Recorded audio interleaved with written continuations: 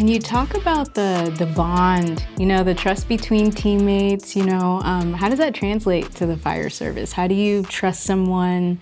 How do you go from trusting someone with this shared common goal of winning to literally trusting someone with your life? I think it's day in and day out what we do with each other and that training. Like we have like multi-company training or in-house training as well, where we're working with each other and training with each other, getting to know each other's habits. And that starts from in the gym, eating meals together, going out on calls together, learning each other's in and outs.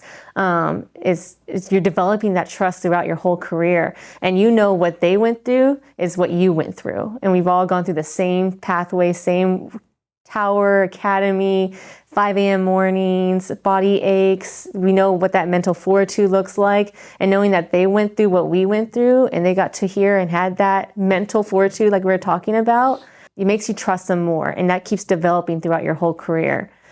I know my guys have my back all the time and I trust them with everything. So, and I hope the same thing for me as well. And we're going to do whatever it takes to get in and out that house. And it's a good feeling when that's the minimum. Like, I'm confident that I could work with any of you right now and I'm going to receive that, right? And then that's, again, the minimum. And when that gets built even more, he's telling me he'd work with 6 years for your partner.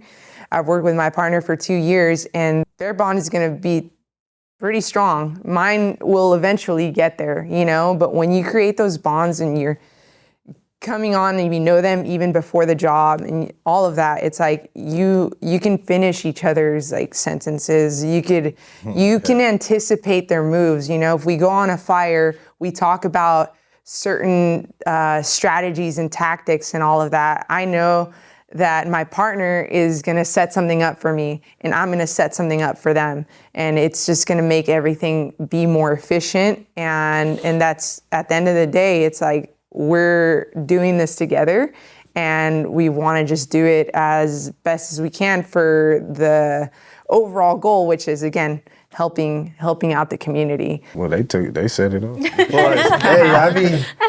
Well, for me, like building that trust, like like you guys literally said everything that we were thinking, but I'm trying to like add more to the pot, to the sauce right now, trying to get more into it. But as I was thinking about it, when you guys talking about partners and everything, it's like when I work with someone new or even someone that I've already worked with, it's a simple conversation as far as like, how are you doing today? Mm-hmm. Or like, how's your mom doing? Or like knowing that personal background of a family, like that for me is the trust that I built up on, like getting to know the person, getting to know my partners, the people at the station, like who I'm talking with. I ask them like personal questions, like, oh, how's your wife doing? How's the kids doing? Like, this and this and that, because when I know when something goes down, I know that he or she is going to go home to their family because I'm going to take care of them. And I'm going to feel reciprocated. I'm going to feel that back the same way because I share my personal things with other people at the station, because at the end of the day, we're a whole family and we have one goal. So I think that's how I build my trust with the people I work with. And that was the same thing with football. It's like, we're out in Fresno. It's 120 degrees outside, full gear. We're sweating, blood, sweat, and tears out there. And I know that, my teammates have my back and I have their back. And we're going through the same situation at the same time. And I know that my partners at work, they all went through the same academy, same training. And we're out there training day in and day out. So it's like we're going through the same path. And I trust them that they have my back and I have their backs. Because when something's going down, like a fire or anything crazy, just knowing that you could do anything in your power to make sure your partner goes home to their family and I go home to my family. And I feel like with my partner, we've became so close where we don't even talk on calls sometimes. I know he's doing this and I'm doing this. And I know that, oh yeah, he's grabbing the tools here. I'm grabbing the nozzle. I'm going interior, going first in, boom, getting it done. And I know he's behind me, getting my back and helping me out with my hose line. And then same way, he's doing the same thing with me. And I know that we trained a certain way and we prepared ourselves for this. So, all your training experiences, it gets you ready for the big one, the real call. Isn't that the best feeling, though, when you're with someone and that communication is nonverbal, but you're both just so in sync? Yes. Yeah. Another level. That's what I'm talking about. Yeah. So I was just saying, it just shows you how much we're around them. It's like family. So they know everything about us. We know everything about them. Their kids are like family to us too, and their dogs. We know the names of their dogs and their pets, basically. So that's how close knit everyone is. And coming from a larger department where we have 22 battalions, over 3,000 uniformed personnel, you might not know everyone that well. Me and my partner have the nonverbal communication thing going. We're finishing each other's sentences. That's why I could just sit back and listen, because I'm like, yep, check the box, check the box, check the box. Yeah. But how do you get to know someone that you're not familiar with? And that's just basic station dailies, right? The station lights, right? When you come in the morning, is there gear by the rig?